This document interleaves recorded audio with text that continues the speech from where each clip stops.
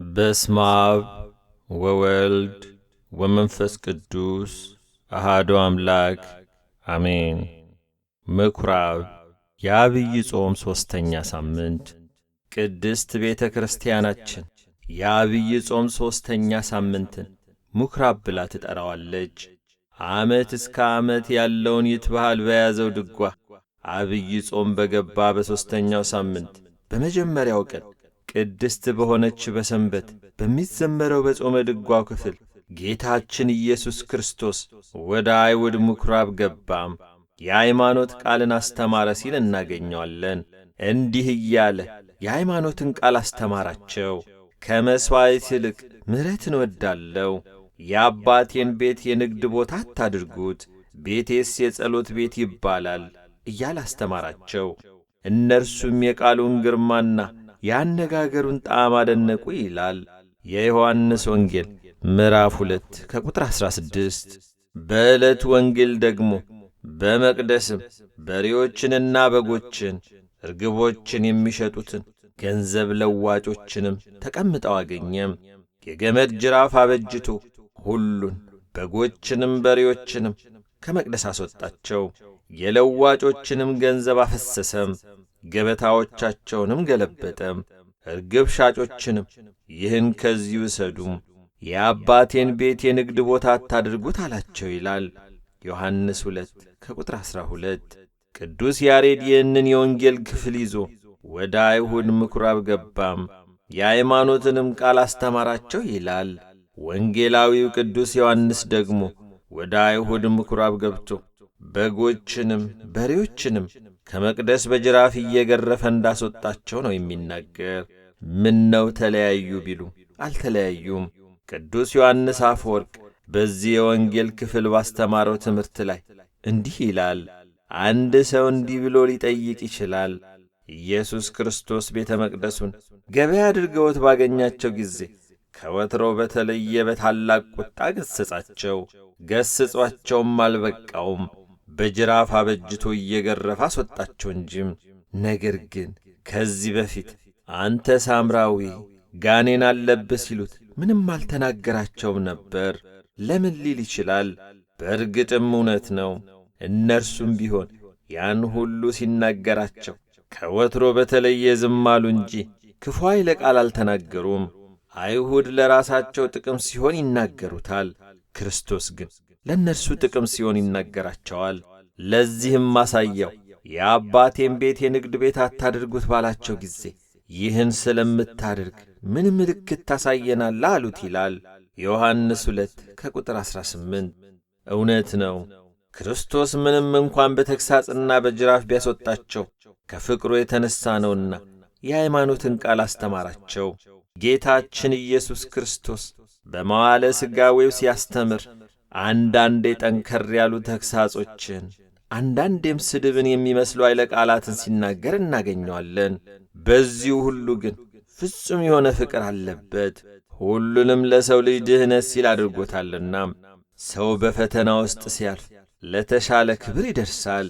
በውድቀት ምክንያት ስንገሰጽ ከፍ ወዳለ ክብር እንድንደርስ ያደርጋል።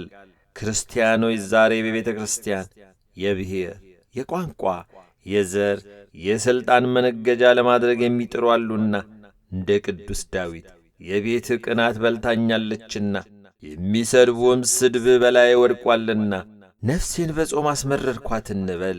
ስለ ቤተ ክርስቲያን እንጹም፣ ስለ ቤተ ክርስቲያን እንቅና። መዝሙር 69 ከቁጥር 10።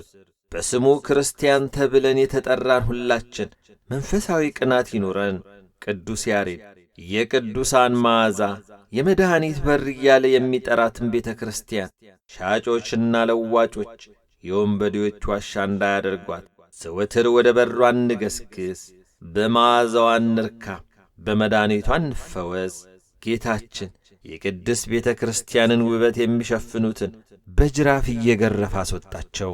ቅዱስ ያሬድ በጾመ ድጓው እንደ ፀሐይ የምታበራ እንደ ሙሽራ የተሸለመች የእግዚአብሔር ልጆች በውስጧ ገብተው የሚያርፉባት እጅግ ያማረች የክርስቶስ አገር እያለ ስለሚናገርላት ቅድስት ቤተ ክርስቲያን ውበት ትንሽ ሐሳብ እናንሳ። ቅድስት ቤተ ክርስቲያን ውብ ነች። ውበት ልዩ ልዩ ነው። ሥላሴ ይህን ዓለም ውብ አድርገው ፈጥረውታልና የሰው ልጅ በተፈጥሮ ውበት ይማረካል። ከሁሉም ደግሞ ውብ የሆነው የቤተ ክርስቲያን ውበት ራሱ የሚለካበት ነው።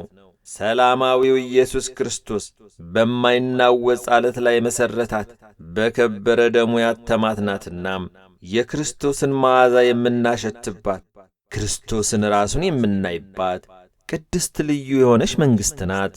የሰው ልጅ በዓለም ሳለ ለዓይኑ መልካምን ነገር ማየት፣ ለጆሮ መልካምን ነገር መስማት ጊዜያዊ ቢሆንም ሰላም እንዲሰማው ያደርገዋል።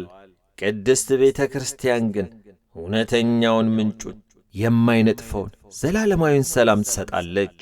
በዓለም ምናምንቴ ምክንያት ያጣነውን ሰላም ዕለት ዕለት ትለግሰናለች። የእውነተኛ ዕረፍት ምንጭ ናት። ዓለምን የሚማርክ ኃያል የሆነ ውበት አላት። ሰለሞን በመኃልየ መኃልይ ይህች እንደ ማለዳ ብርሃን የምትጎበኝ፣ እንደ ጨረቃ የተዋበች፣ እንደ ፀሐይም የጠራች፣ ዓላማ ይዞ እንደ ተሰለፈ ሰራዊት የምታስፈራ ማናት ይላታል። መኃልየ 6 ከቁጥር 10። ጨረቃ ብርሃኗን ከፀሐይ የምታገኝ ቢሆንም ግርማና ውበት ሰጥቷታልና ቅድስት ቤተ ክርስቲያን በጨረቃ ተመሰለች። ኢዮብ 31 ከቁጥር 26። ክርስቶስ ይህን ውበት የሚያደበዝዙትን እጅግ ይቃወማል። ጌታችን ከወትሮው በተለየ ቤተ መቅደሱን ገበያ አድርገውት ባገኛቸው ጊዜ ተቈጣው። ለዚህ ነው ሊወግሩት ድንጋይ ሲያነሱ ያላሳየውን መቈጣት፣ መራቃቸውን ሲተፉበት ያላሳየውን ቅጣት፣ በከበረ ደሙ ለሚያትማት ከአብራ ከመንፈስ ቅዱስ ለሚወልዳቸው ልጆቹ መጠጊያ ለምትሆን ስለ ቅድስት ቤተ ክርስቲያን በቅናት ተናገራቸው። በጅራፍም እየገረፈ አስወጣቸው። ለክብሩ አይመጥናትምና ገበያ አንድ ቀን ማትረፍ አንድ ቀን መክሰር አለበት። ቅድስት ቤተ ክርስቲያን ግን ዘወትር ማትረፍ ነው። ብንኖርም ብንሞትም ትርፍ ነው። ገበያ አንድ ቀን እርካታም አንድ ቀን ረሃብ ያለበት ነው። ቅድስት ቤተ ክርስቲያን ግን ለዘላለም የማያስርብ ለዘላለም የማያስጠማ መብል መጠጥ ያለባት ናት። ገበያ ሽንገል አለበት። ከቅድስት ቤተ ክርስቲያን ግን ሁልጊዜ ጽድቅ አለም። ገበያ ስለት አለም፣ ራስ ወዳድነት፣ ፍቅረ ነዋ ያለበት። ቅድስት ቤተ ክርስቲያን ግን ፍጹም የሆነ ሕግ ፍቅር፣ ጠላትን መውደድ ያለባት ናት። በሰዓቱ ክርስቶስ የአባቴን ቤት የንግድ ቦታ አታድርጉ ብሎ የገሠጻቸውና ወደ ምኵራብ በገባ ጊዜ በዚያ ስፍራ ያገኛቸውን የአይሁድን ለቤተ መቅደሱ ተቆርቋሪ የሚመስሉትን ከእነርሱ በላይ ለእግዚአብሔር ቅርብ እንደሌለ አድርገው የሚያስቡትን ነበር እንጂ በዚያ ስፍራ ያልተገኙትን አልነበረም። ስለዚህ ዛሬም ክርስቶስ ይህን የቅድስት ቤተ ክርስቲያንን ውበት በገበያ የሚሸፍኑትን በጅራፍ እየገረፈ ያስወጣቸዋል፣ እጅግም ይቀናልና። ይህን የውበት ሁሉ መለኪያ የሆነውን ውበት ተማርከንበት ሳናደበዝዘው ዕለት ዕለት የቅድስት ቤተ ክርስቲያንን ውበት እየገለጥን ለመኖር ያብቃን። እንዲሁም ክርስቶስ በክርስቲያኖች አካል በደሙ በገዛው ቤተ መቅደስ ይቀናል። በአርአያውና በአምሳሉ በፈጠረው ክቡር በሆነው በሰው ልጅ ያለ ዋጋ እንደ ተገኘ ዕቃ በዓለም ገበያ በረከሰ ዋጋ ሲቸረቸር ክርስቶስ እጅግ ይቀናል። ቅዱስ ዳዊት ለወንድሞች እንደ ሌላ ለእናቴ ልጆችም እንደ እንግዳ ሆንኩባቸው፣ የቤትህ ቅናት በልቶኛልና የሚሰድቡም ስድብ በላዬ ወድቋልና እንዳለ ክርስቶስ ለሰው ልጅ ሁሉ ሲል ፍጹም ሰው ፍጹም አምላክ ሆኗል። መዝሙር 69 ከቁጥር 8። ክብር ይግባውና ሩቅ ብእሲ ተብሏል። ጋኔን አለብህ ተብሎ ተሰድቧል። ምራቅ ተተፍቶበታል። ማን ነው የመታ እስኪ ወቀው እየተባለ ተዘብቶበታል።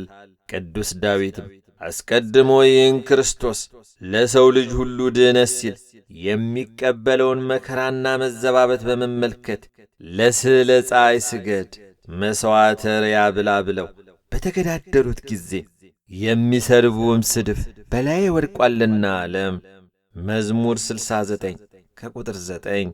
ስለዚህም ክርስቶስ ይህን ያለ ለሚቀናለት ቤተ መቅደሱ እንደ እሳት በሚያቃጥል ቅናት እየተቃጠለ ይህን የሃይማኖት ቃል አስተማረ።